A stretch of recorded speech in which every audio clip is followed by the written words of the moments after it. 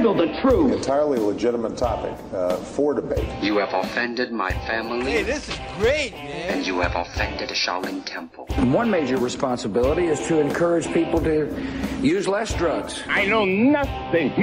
I support a change in law to end federal criminal penalties for possession of up to 1 ounce of marijuana. We don't need no stinking budget.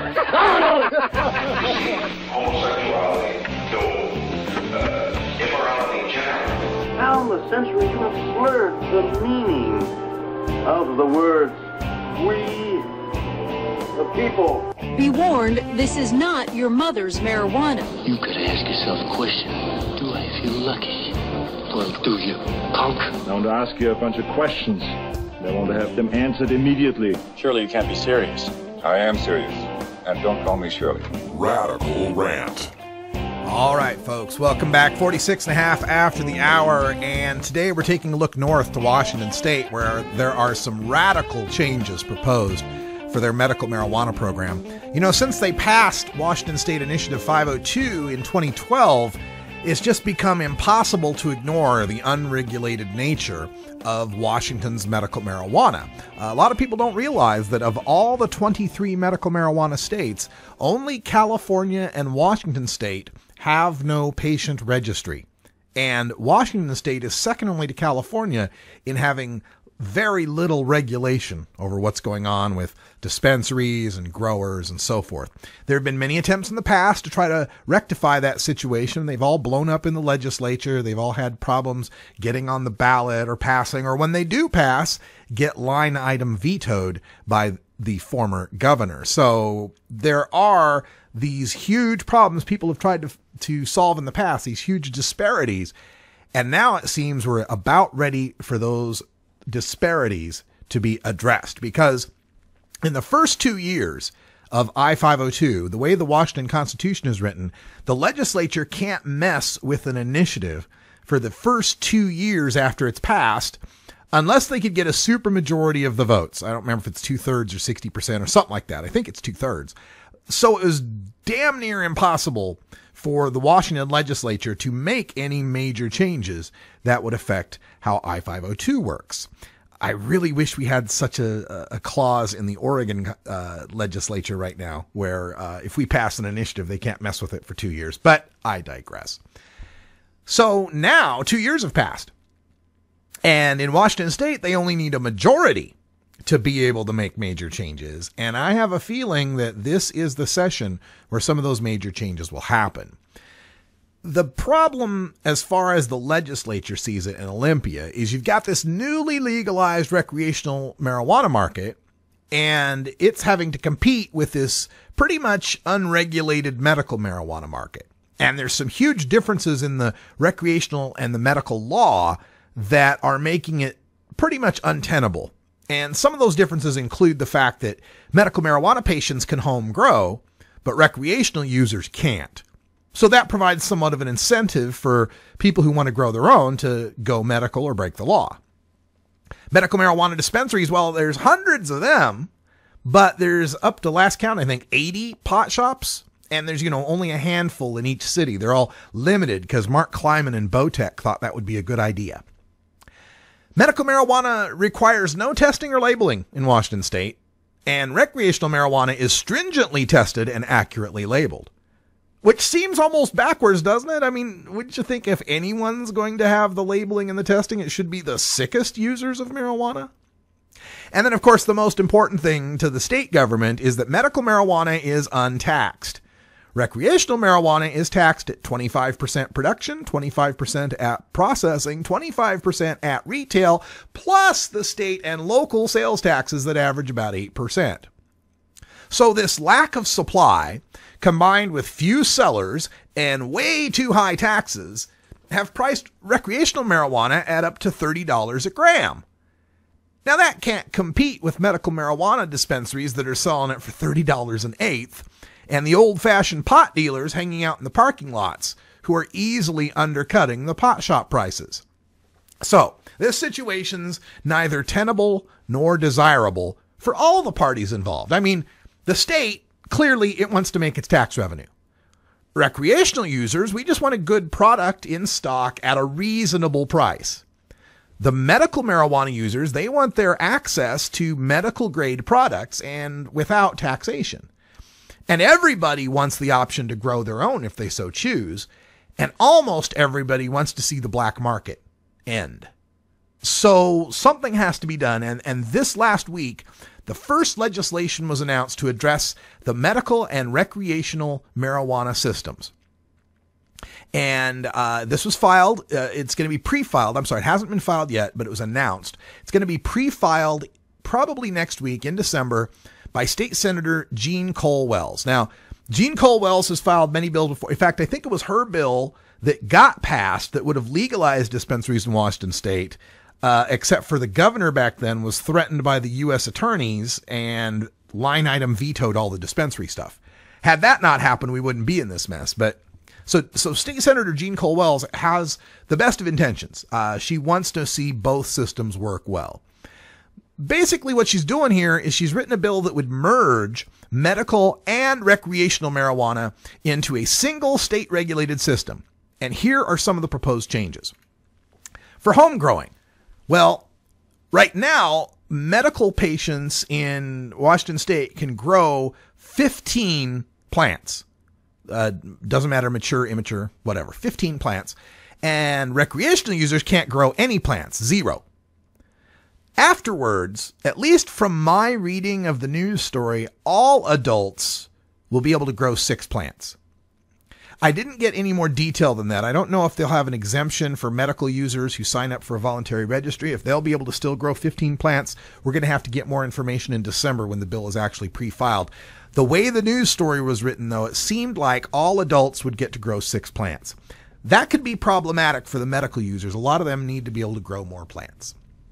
But it's nice to see at least recreational users would get to grow 6. And that'd be more than what we're allowed here in Oregon. We're just going to get 4. As far as collective growing, right now, medical collectives, medical marijuana patients can band together in collectives of 10 or more and grow 45 plants. But if this bill passes, collectives are going to be phased out. But the existing collectives that have business licenses could become commercial producers. So we're going to say, hey, we're going to end collectives, but we got a pathway for you to be able to become a legal producer. So that's a nice compromise. As far as the medical shops, the dispensaries, well, right now they're unregulated and unlicensed, but afterwards they're going to be banned. There won't be medical dispensaries, but the state will remove the limit on how many pot shops there can be and will allow those dispensaries to become commercial pot shops. Now, I think that's a good idea because this whole idea of limiting how many outlets there would be, that stupid Mark Kleiman idea, is ridiculous. If the market has produced 300 pot shops in Seattle, then that's how many pot shops you need. Dispensaries in Seattle, then that's how many pot shops you need. So allowing them to become licensed, I think that's a good idea. I just hope do something about the zoning and such so they don't get zoned way the hell out of town and patients can't get to them. Now, marijuana taxes. Right now, there is no tax on the medical side and the recreational side. There's that 25% at 3 levels that we mentioned. If this bill passes, they're going to scrap the 3-level taxation system, the 25% times 3. And they're going to have just one tax paid at the retail level. It didn't say how much, but one tax paid at the retail level. And they're going to rename the tax to something else, a fee or something, so that the retailers don't get dinged on their federal tax for it. So that would actually help the pot shops out a bit. Except there will be some exceptions on taxes for medical users. There will be a medical tax break on high CBD marijuana products. Anybody can go buy a high CBD product and it will not be taxed because it's assumed to be medical because it's high CBD. And they will create a voluntary patient registry. If you become a patient on that registry, then you can get an exception for THC, for paying taxes on your THC products. Now, if you want to be a patient and not register, you can still do that, but you're going to have to pay the taxes on the high THC marijuana. Don't know how I feel about that one, but, it is voluntary registry. Finally, retail marijuana bans. Right now, they're still fighting some of this out in court as far as the dispensaries and the pot shops go. This bill doesn't address that legality, whether or not localities can ban retail shops. But as far as that tax change goes, they're going to have the one retail tax. The revenue sharing is going to be changed, so only localities that have pot shops get to share in the tax from the pot shops. Now that I think is a good idea. It's something we incorporated in Oregon's Measure 91. And for me, that's only fair. If you're going to ban pot shops, you don't get the benefit of pot shops.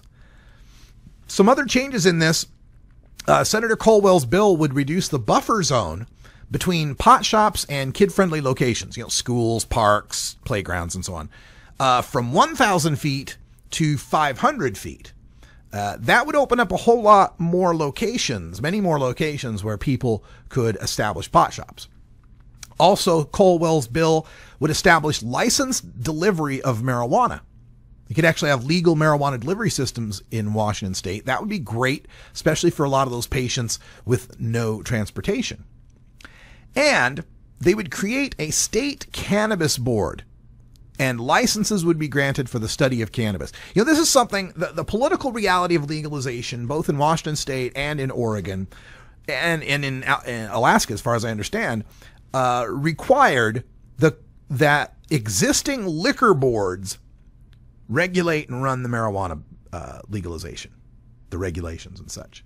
And I understand, politically we had to do that because the notion of creating a brand new regulatory agency sounds like more big government and could hurt the ability of those measures to pass. So I understand why we did it. But now that marijuana is established, and I hope Oregon and Alaska both go this direction, a different, separate board needs to be impaneled to deal with marijuana. So I'm glad Washington's going that direction. Colorado had the benefit of already having the Marijuana Enforcement Division from their medical side. So they already had the extra bureaucracy. But this needs to happen. The liquor control boards should not be in control of a product that competes with it. That doesn't make a whole lot of sense. And a product that is completely different than it. The expertise to understand the production cycle and distribution of marijuana is completely different than wine, spirits, or beer. So, Senator Kohl-Welles is fighting for this bill. Like I said, she's going to pre-file it. And understand that hers is not going to be the only bill to reconcile medical and recreational marijuana. Ann Rivers, a senator who's a Republican, has also vowed to put forth legislation, and those Republicans have a 1-seat majority in the Senate. The Democrats have a 4-seat majority in the House, and the momentum is toward passing something this year after last year's failure to move any legislation. So I would expect that if we're not fighting for Senator Kohl-Welles' bill, that's going to be probably the best offer that the patients and the recreational users get in 2015, I guess. If we're not fighting hard for that, Senator Rivers and her Republican colleagues are going to better fight for their what is bound to be a much more limited reconciliation. So I fully expect some people in the medical marijuana community to fight tooth and nail against it. Because that's the way they are, some of them. But I hope most of us get behind Senator Kohl-Welles here and come up with a sensible compromise that preserves as much as possible about the medical marijuana system in Washington state, but brings about some realistic changes, brings about the right of home grow to recreational users, ends that stupid high taxation system, and provides for more pot shops and more growers. I think it's a win. Let's support Senator Kohl-Welles. I'm Radical Russ. That's all the time we got. Stay tuned for Hour 2. Toker Talk Radio's up with a bonus rant. Until next time, take care of each other, Tokers. The Russ Belville Show. The Russ Belville Show is blogging and podcasting daily at radicalruss.com. You take a seed, you plant it, you grow it, you dry it, you roll